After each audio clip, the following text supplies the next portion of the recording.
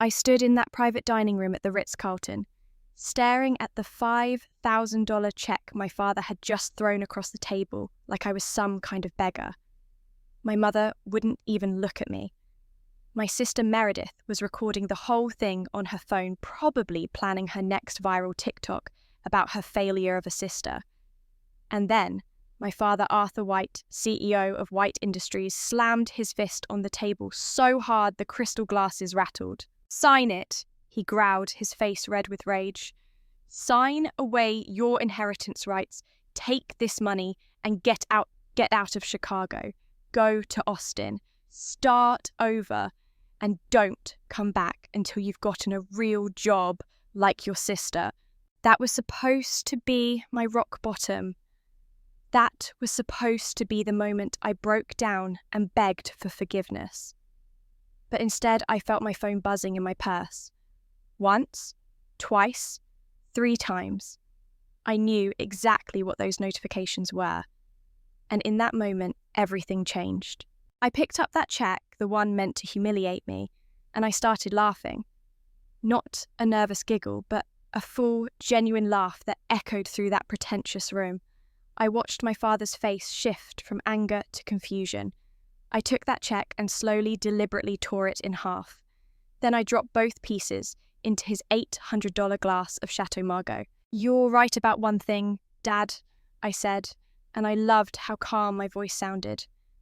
"I don't need your inheritance, because as of 3 hours ago, my net worth just exceeded your liquid assets." I pulled out my phone and connected it to the room's display screen. The Forbes headline appeared in 4-foot letters: "Agtech Queen Rebecca White sells startup for $8.5 million cash." Oh, but wait, before I tell you what happened next, if you're enjoying this story of family betrayal and ultimate revenge, please hit that like button and subscribe. Drop a comment telling me if you've ever been underestimated by your own family. Trust me, this story is just getting started. Let me take you back to where it all began 6 years before that beautiful moment of vindication. I was 22 years old, fresh out of Stanford with a degree in agricultural technology, and I was full of ideas that could change the world.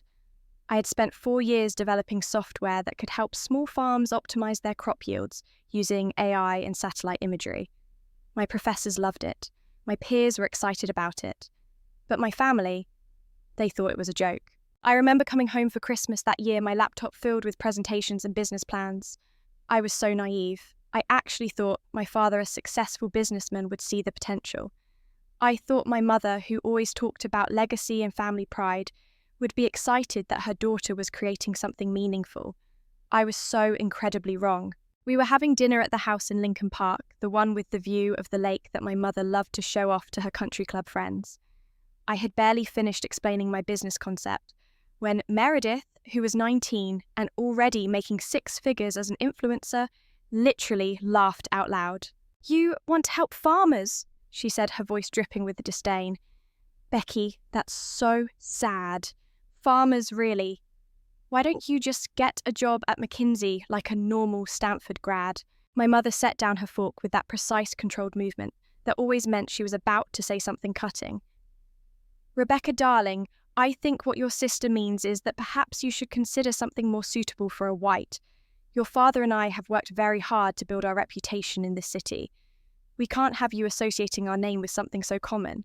But it was my father's reaction that truly crushed me. He didn't even look up from his steak.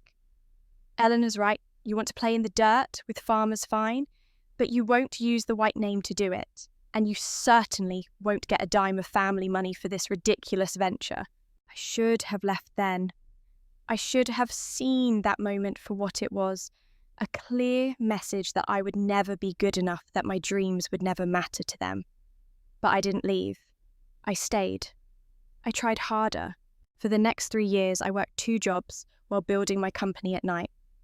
I waitressed at a downtown restaurant and did freelance coding work. I lived in a studio apartment in a neighborhood my mother would have called concerning. I ate ramen more nights than I care to remember. And every single time I went home for a holiday or a family event, I faced the same dismissive attitudes, the same casual cruelty. My mother would introduce me to her friends as our daughter who's still finding herself, with this apologetic smile that made me feel 2 inches tall. Meredith would post Instagram stories from fancy restaurants and shopping trips, always making sure to tag our parents, thanking them for their generosity, knowing full well that I was scraping by on my own. But the worst part wasn't the lack of financial support. It was the active sabotage. When I was 24, I had finally saved enough to rent a small office space and hire my first employee. I was so proud. I made the mistake of mentioning it at a family brunch.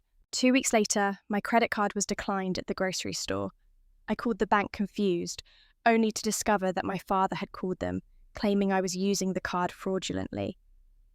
He was still listed as an authorized user from when I was in college, and he had used that access to freeze my account. When I confronted him, he was completely unapologetic. I am protecting you from yourself. This farming nonsense has gone on long enough. You're embarrassing the family, Rebecca. Every time someone asks me about you, I have to make excuses. Do you know what that feels like? I wanted to scream at him, do you know what it feels like to have your own father sabotage you? But I didn't. I just quietly removed him from my accounts and kept working. The turning point, the real beginning of the end, came when I was 25. I had landed my first major client, a cooperative of farms in Wisconsin that wanted to implement my technology. It was a modest contract, only $50,000, but it was proof of concept. It meant my idea worked. It meant I was building something real. I was so excited that I actually called my mother. I hadn't learned my lesson yet. I still craved their approval like some kind of addict. "That's nice, dear," she said in that tone that meant it wasn't nice at all. "Meredith just signed a deal with Dior. They're flying her to Paris next month. Now that's something to be proud of." That night, Meredith posted a photo of herself with a champagne bottle with a caption about celebrating real success and a thinly veiled joke about people who play in dirt for pocket change. The comments from her followers were vicious, and even though she never mentioned my name, everyone in our social circle knew exactly who she was talking about. But I kept going. I kept building, because despite everything, despite the lack of support and the constant put-downs, I believed in what I was doing. My clients believed in it too. Farmers across the Midwest were seeing real results. Their yields were up, their costs were down, and word was spreading. By the time I turned 27, my company had grown to 15 employees. We had clients in 8 states. We had been featured in agtech magazines and farming journals. I had moved from that tiny studio to a decent 1-bedroom apartment. I wasn't rich, but I was stable. I was proud of what I had built. And then came the dinner invitation that changed everything. It was from my father's assistant, not even from him directly.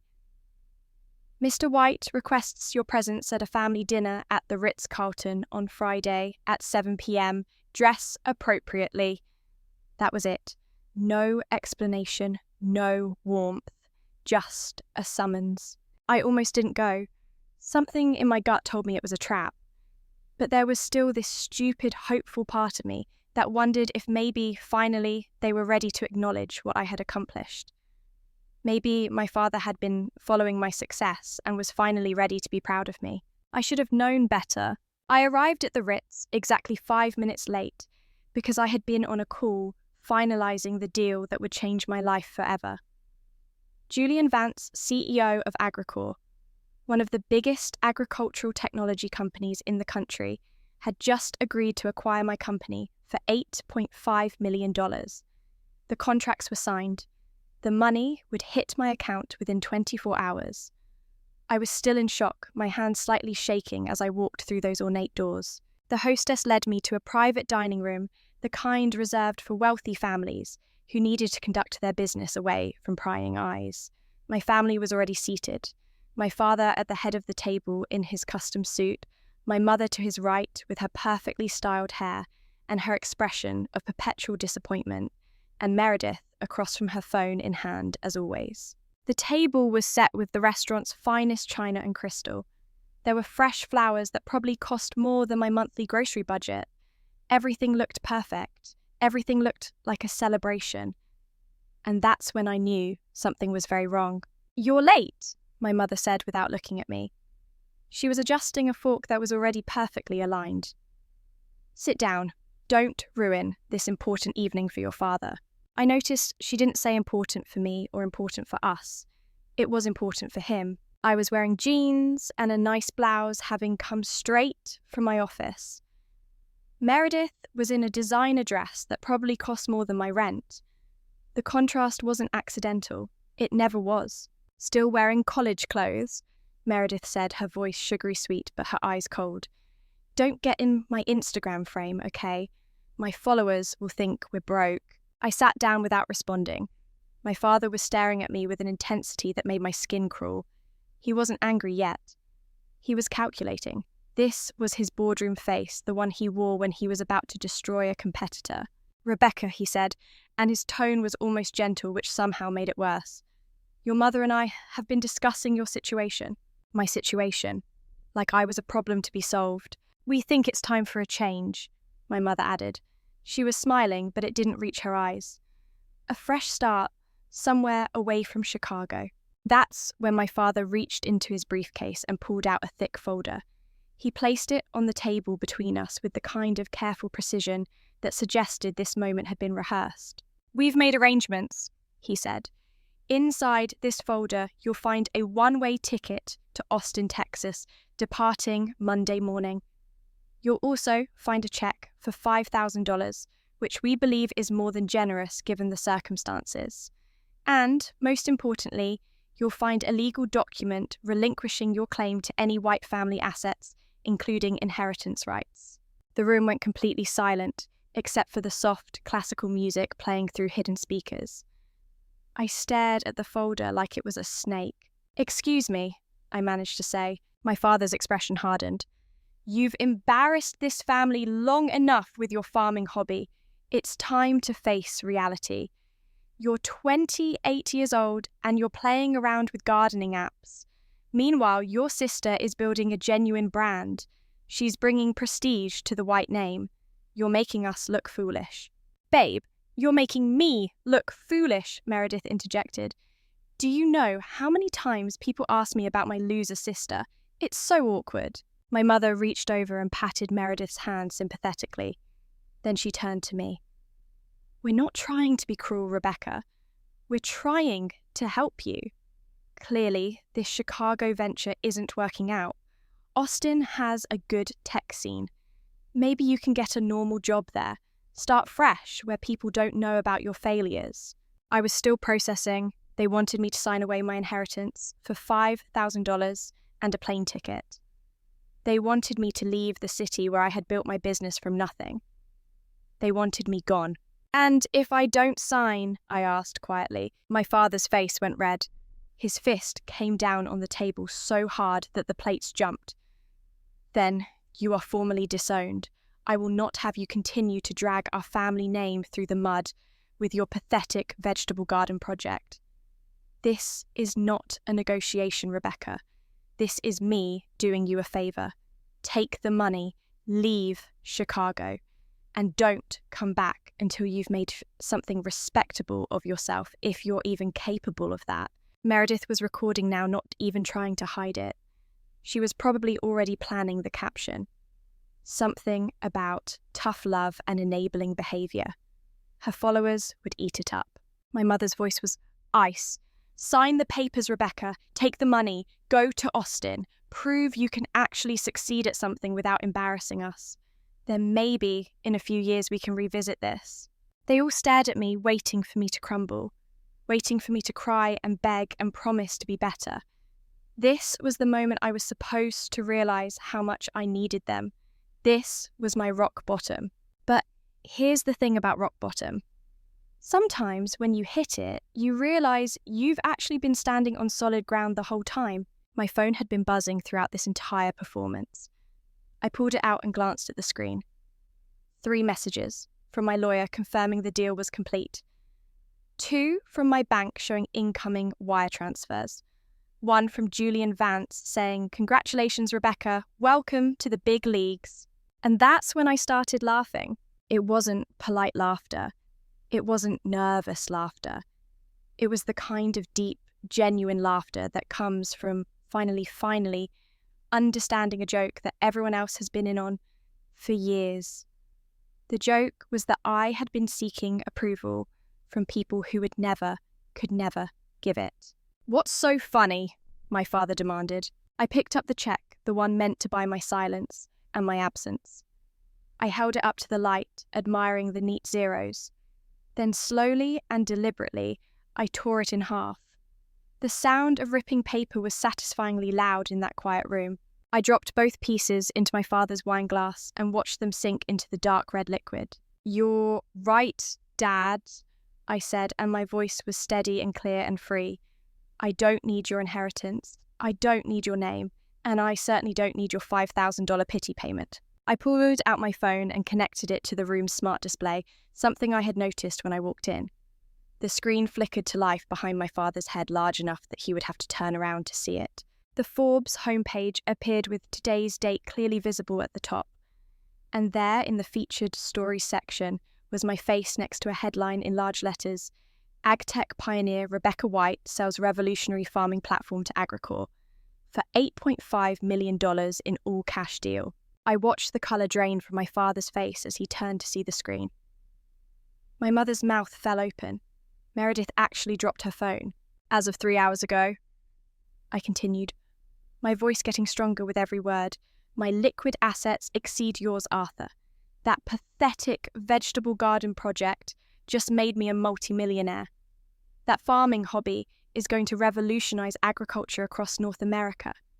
And that Chicago venture that wasn't working out, it just became the most successful ag-tech acquisition of the year." The silence in that room was deafening. My father stood up so fast, his chair fell backward.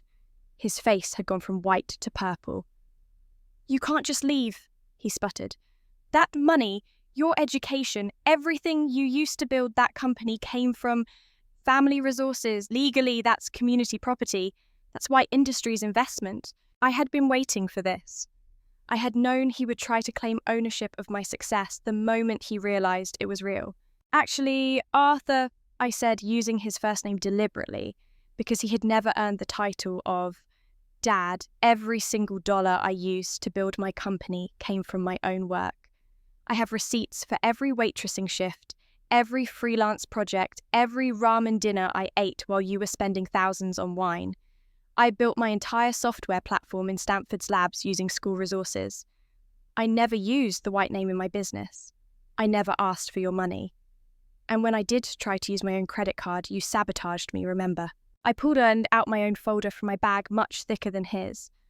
I have documentation of every act of financial sabotage, every frozen account, every rejected application where you called my creditors to badmouth me, every time you told someone in your network not to work with me because I was unstable. My lawyer has advised me that I have grounds for a harassment suit, but I'm not going to file it." My father's hands were shaking. He reached for me, actually tried to grab my arm. "You can't do this to us. We're your family." I stepped back out of his reach. My voice came out cold and final. "No, you're not. Family doesn't treat each other like this. Family doesn't try to buy their own daughter's exile for $5,000. Family doesn't celebrate one child's success by crushing the other's dreams." I looked at each of them in turn. My father, whose face was now a mask of rage and disbelief. My mother, who was blinking rapidly, probably calculating how this would look to her country club friends. And Meredith, who was frantically scrolling through her phone trying to figure out how to spin this. "I'm leaving now," I said, "not to Austin, not because you told me to, but because I have a lot of work to do. Julian Vance wants me to head the new ag-tech division at Agricor. I'll be travelling to meet with our clients across the country. I'll be speaking at conferences. I'll be building something that actually matters." I walked toward the door, then paused and turned back. "Oh, and Arthur, you might want to check your stock portfolio. I noticed White Industries has been declining steadily for the past 6 months. Word on the street is you've been making some questionable investment decisions. If you had been nicer to me, I might have been willing to help. But as it stands, I think I'll just watch from a distance. I left them there in that expensive private room, sitting with their untouched meals and their shattered expectations. I walked out of the Ritz-Carlton with my head high, and I didn't look back. But here's the thing about stories like this. That moment of triumph, as satisfying as it was, wasn't the end. It was barely the beginning. Because people like my family don't accept defeat gracefully. They regroup, they strategize, they attack. The next morning, I woke up to 17 missed calls and 43 text messages. None from my family directly, of course. They had their pride. But I had messages from cousins I hadn't spoken to in years, from family friends, from people I barely remembered from childhood. All of them had the same general theme. How could you do this to your parents? How could you be so selfish? Don't you know how much they sacrificed for you? It would have been funny if it wasn't so predictable, but the real attack came from Meredith. While I was sleeping, she had posted a carefully edited video to TikTok. It showed snippets from the dinner taken from angles that made me look aggressive and made them look hurt. She'd cut out all the parts where they insulted me, where my father demanded I sign away my rights, where they tried to force me out of the city. What her followers saw was a wealthy, successful young woman cruelly abandoning her family in their time of need. She had captioned it, "When success changes people, my heart is broken for my parents. Please send them love." The video had 2 million views by the time I saw it. The comments were brutal. Imagine being so heartless to your own family. Money really does corrupt people. Those poor parents, they deserve better. I sat in my apartment, coffee growing cold in my hand, and watched my reputation being systematically destroyed by someone who had spent years benefiting from our parents' favoritism. For a moment, just a moment, I felt that old, familiar fear.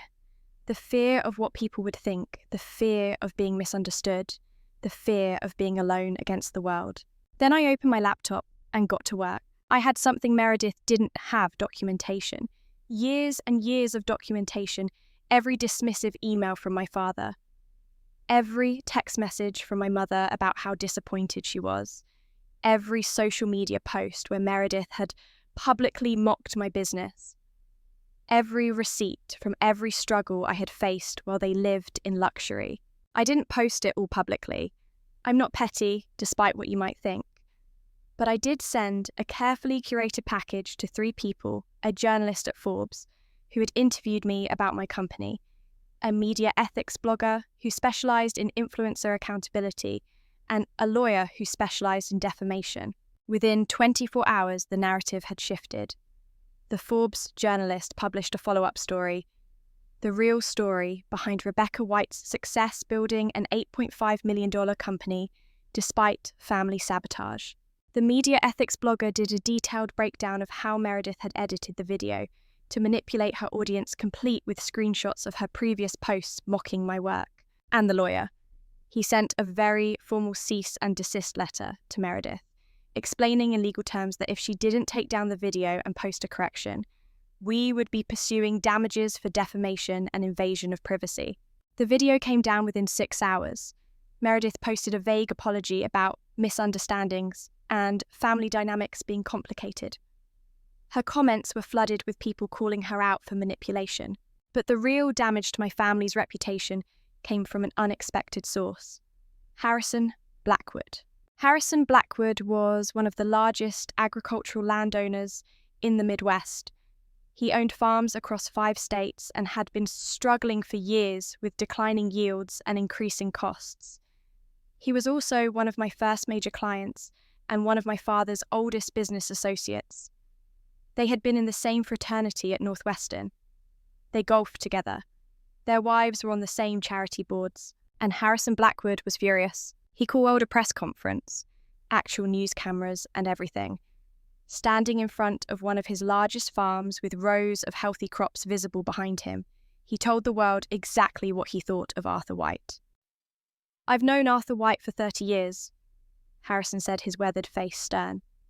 "I've trusted him with investments, I've partnered with him on deals, but the way he treated his own daughter is unconscionable. Rebecca White's technology saved my farms. Her innovation, her dedication, her brilliance, all of it was built without a cent of support from her family. In fact, Arthur actively tried to sabotage her. He went on to detail several instances where my father had tried to convince mutual associates not to work with me, claiming I was unstable or unreliable. Harrison had recordings of some of these conversations. He played them for the media. Effective immediately, Harrison announced, I am withdrawing all of my investments from White Industries.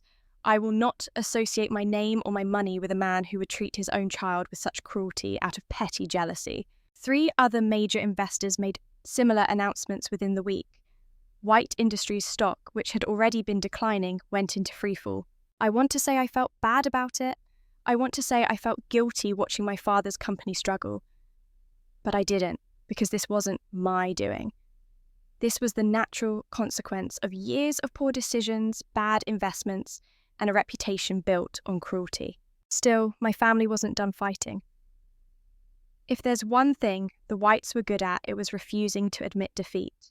My father hired a team of lawyers, expensive ones, the kind that wear $5,000 suits and bill $800 an hour. They filed a lawsuit claiming that because I had lived at home during college breaks and had used the family garage to do some early coding work, I had essentially used white family resources to build my company. They wanted 50% of the sale price. It was ridiculous. It was grasping at straws, but it was also terrifying because these were the kind of lawyers who could drag out a case for years, bleeding me dry with the legal fees, even if they never won. That's when Professor Kalin entered the picture. Dr. Miranda Kalin had been my advisor at Stanford. She was one of the foremost experts in agricultural technology, and she had believed in my work from day one. She was also meticulous about documentation. When she heard about the lawsuit, she called me immediately. Rebecca, honey, don't you worry about this for 1 second. I have every single lab log from your time at Stanford. Every hour you spent working on your platform is documented. Every resource you used belonged to the university. You signed standard waivers. The university has already confirmed they have no claim to your work because it wasn't part of any sponsored research. And if Stanford has no claim, your father certainly doesn't. But she didn't stop there. Professor Kalin showed up to the preliminary hearing personally. She brought file boxes of documentation. She brought testimony from other professors. She brought security logs showing exactly when I had accessed the lab and for how long. She also brought something I hadn't expected: character witnesses. 10 of my former classmates, many of whom had gone on to successful careers in tech, came to testify about how hard I had worked, how I had refused family money, how I had often slept on the lab couch because I couldn't afford to waste time commuting. One of them, Marcus Chen, who is now a product manager at Google, told the court something I had forgotten. Rebecca used to skip meals to save money. I saw her pass out once from low blood sugar in the lab. When we tried to help her to buy her lunch, she refused. She said she had to do this on her own because her family was waiting for her to fail. She said she couldn't give them the satisfaction. The judge, a middle-aged woman with sharp eyes and no patience for nonsense, listened to all of this.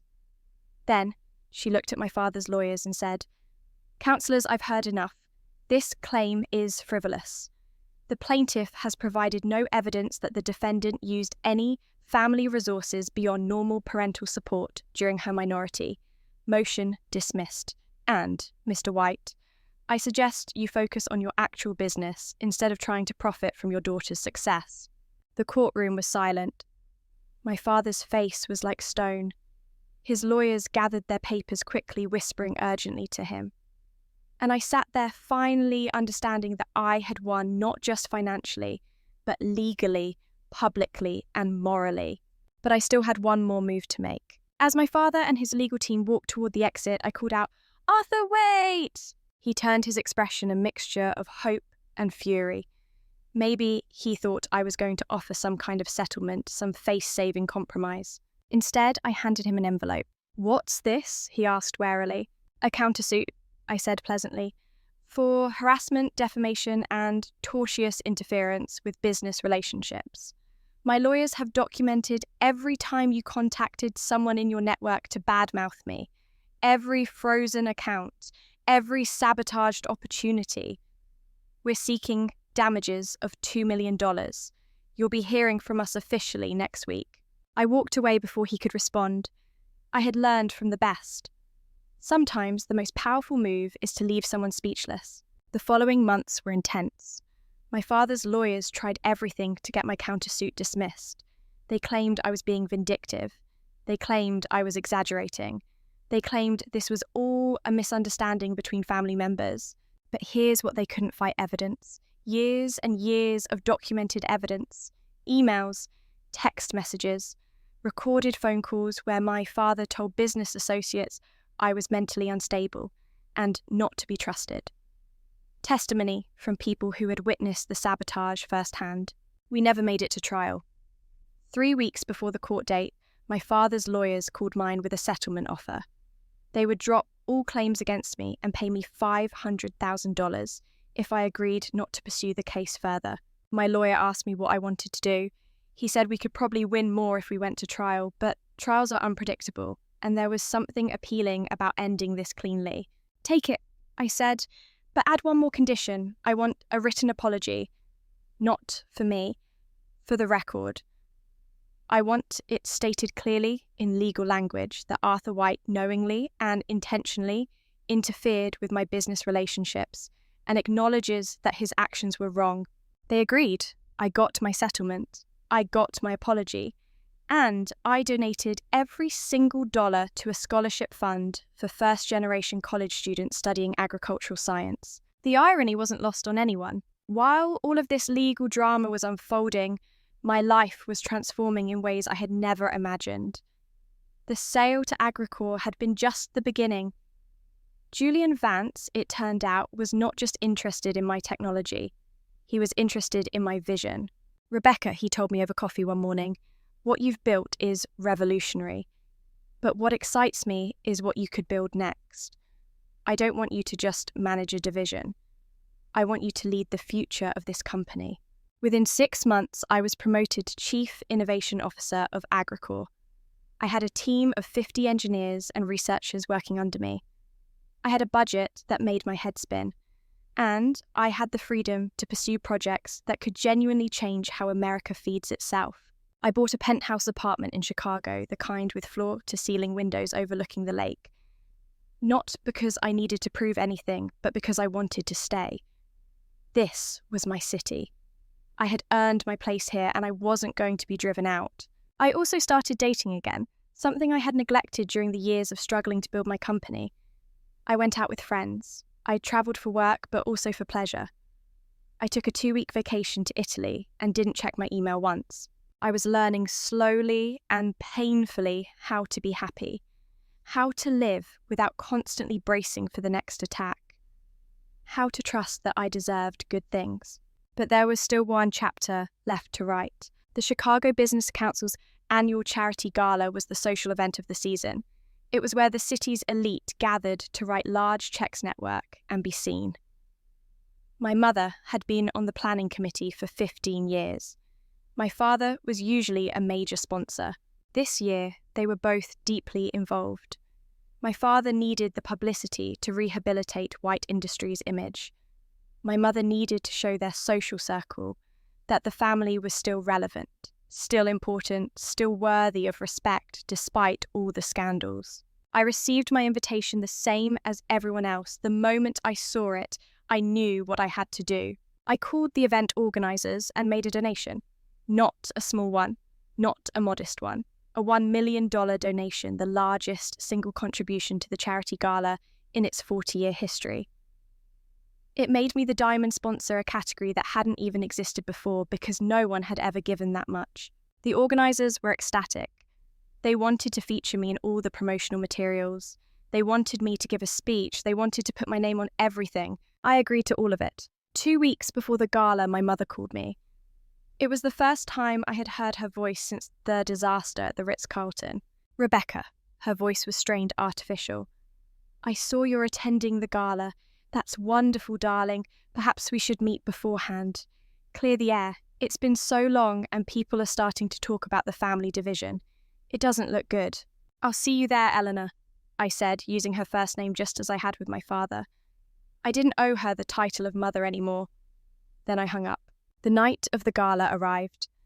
I wore a custom designed gown, deep emerald green, that complemented my dark hair. I hired a professional stylist. I arrived in a car service that cost more than my first month's rent in that tiny studio had been. But I didn't arrive alone. Julian Vance came as my date. Not because we were romantic, we weren't, but because he was a friend and an ally, and because his presence sent a message. I also brought 3 of my top engineers, brilliant people, who had helped transform my original software into something even more powerful. We walked into that ballroom like we owned it, because in a very real sense we did. My name was everywhere, on the programs, on the banners, on the enormous screen behind the stage that would display donor names throughout the night. I saw my mother first. She was standing with a group of her country club friends, all of them in designer gowns, all of them with practiced smiles. When she saw me, her face went through several expressions in rapid succession. Shock, recognition, calculation, and finally, a desperate attempt at a welcoming smile. She started walking toward me, arms slightly outstretched like she was going to hug me. I turned away and walked in the opposite direction. My father was holding court near the bar, surrounded by business associates, who were probably too polite to mention his company's declining stock price. When he saw me, he went pale. He said something to the men around him and started moving in my direction. I walked past him without acknowledging his existence. But the real moment, the one I had been waiting for, came when they announced the sponsors.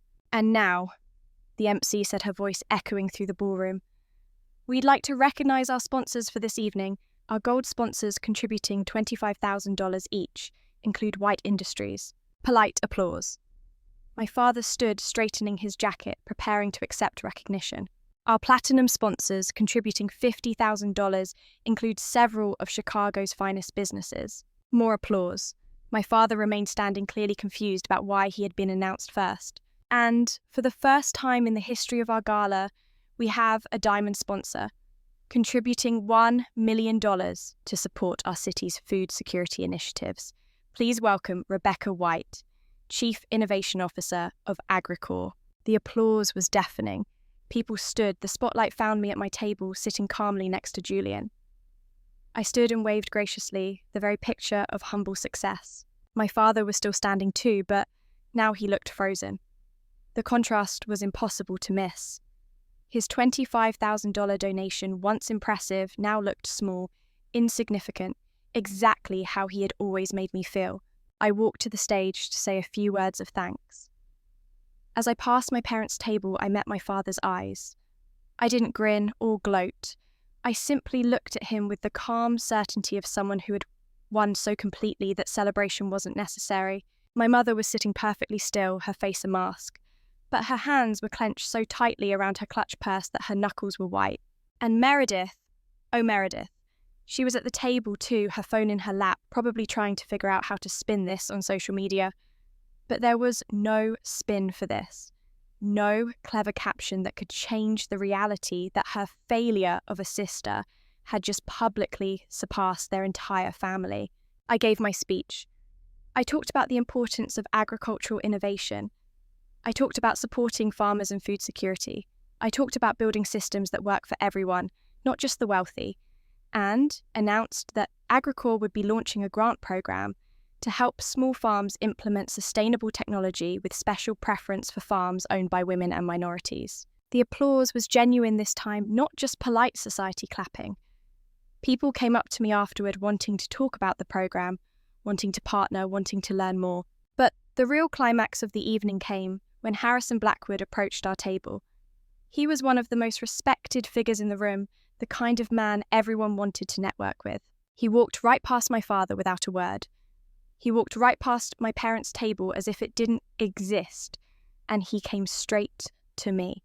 Ms. White, he said loud enough for people nearby to hear, I wanted to personally thank you. Your technology saved my farms. It saved my family's legacy. I've told everyone who'll listen that you're the future of agriculture in this country." He then turned slightly just enough to make sure my father could hear the next part. "I've also been telling everyone that the biggest mistake of Arthur White's life was not recognizing his daughter's brilliance.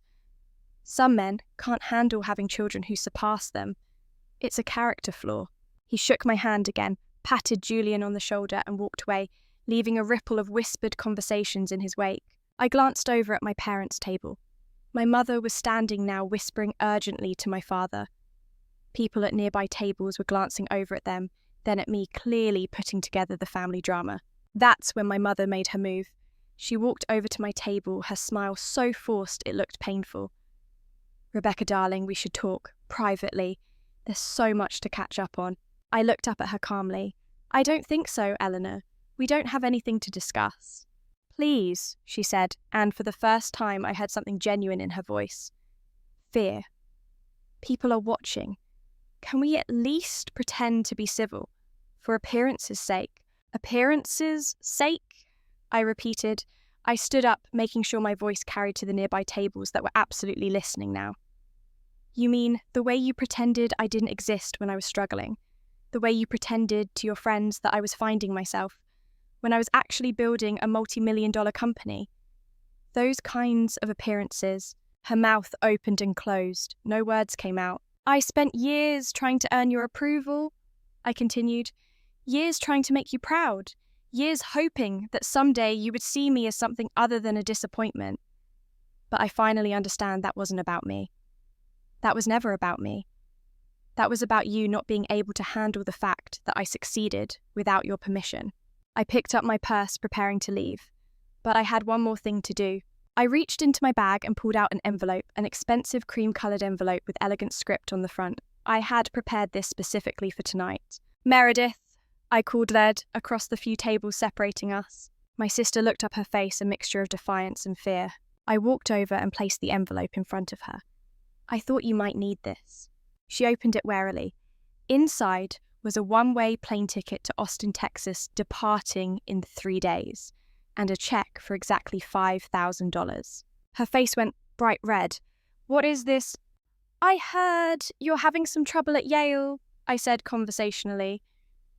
"Something about purchasing essays, about fake engagement numbers on your sponsorship deals, about your scholarship being revoked." All true. I had done my research. I had made some calls.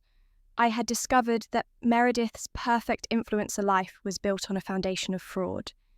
And I may have provided some anonymous tips to the appropriate authorities. Call it karma. "I thought you might need a fresh start," I continued. "Somewhere people don't know about your scandals. Austin's a great city. I hear they have good community colleges. And $5,000 should be enough to get you started. Use it wisely." The look on her face was everything I had hoped for. Shock, humiliation, rage, and underneath it all the dawning understanding that she had been beaten at her own game. I turned to address the table where all three of them sat, my former family looking variously devastated, furious, and defeated. "I don't wish you harm," I said. "I don't even wish you unhappiness, not really.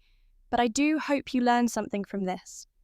I hope you learn that cruelty has consequences, that dismissing someone's dreams doesn't make you superior, it makes you small, and that trying to hold someone down only works if they let you." I looked at my father last. "You were right about one thing, Arthur. I did need to go out and prove myself. I did need to make something of my life. I just didn't need your permission to do it." I walked away from that table, from that family, from that entire chapter of my life. Julian and my colleagues followed me, and we left the gala early. We had better things to do than watch the Whites try to salvage their dignity. Outside, standing in the cool Chicago night air, Julian handed me a glass of champagne that he had somehow smuggled out. "You know," he said, "I've seen a lot of victories in business. Hostile takeovers, market dominance, crushing the competition. But I've never seen anyone win quite as completely as you just did in there." I took a sip of champagne and smiled. "It's not about winning, Julian. It's about being free." And I was. For the first time in my life, I was completely, utterly free. The weeks and months that followed were a blur of success and growth. My story had gone viral not because I sought attention, but because it resonated with so many people. I received thousands of messages from people who had been dismissed by their families, doubted by their parents, told they weren't good enough. I started speaking at events not about technology specifically, but about resilience, about believing in yourself when no one else does, about building something meaningful despite opposition. My company continued to thrive. We expanded internationally. We developed new technologies. We changed lives. And my family White Industries filed for bankruptcy protection 6 months after the gala. My father resigned as CEO as part of a shareholder agreement. My mother quietly stepped down from most of her charity boards. Meredith did go to Austin, actually, and from what I hear, she's working at a marketing agency, no longer pretending to be an influencer entrepreneur. I could say I felt bad for them, but I didn't. Their downfall wasn't because of me. It was because they had spent years building their success on a foundation of other people's labour and goodwill, and eventually that foundation crumbled. As for me, I'm still in Chicago. I still have that penthouse with the lake view. I still work too many hours, but now it's because I love what I do, not because I'm trying to prove something. I've also reconnected with the people who actually supported me. Professor Carlin and I have dinner once a month. Marcus Chen and several of my Stanford friends are investors in my new projects. Harrison Blackwood has become a mentor and friend, and I've learnt something important. Family isn't always blood. Family is the people who believe in you, who support your dreams, who celebrate your victories without jealousy, and who pick you up when you fall without judgment. I built that family for myself, and it's better than anything I was born into. So, to anyone listening who has been dismissed, doubted, or told they're not good enough, believe in yourself anyway. Build your dream anyway. Succeed anyway. Not to prove them wrong, though, that's certainly satisfying, but to prove to yourself that you were always capable of more than they could imagine. The best revenge isn't just success. It's building a life so full and meaningful that they become irrelevant to your happiness. And trust me, there's nothing more powerful than that. Now, I want to hear from you. Have you ever been underestimated by the people who were supposed to support you? Have you ever had to choose between seeking approval and being true to yourself? Drop your story in the comments below. And if this resonated with you, please like this video and subscribe for more real stories about overcoming adversity and building success on your own terms. Your journey matters and you're not alone.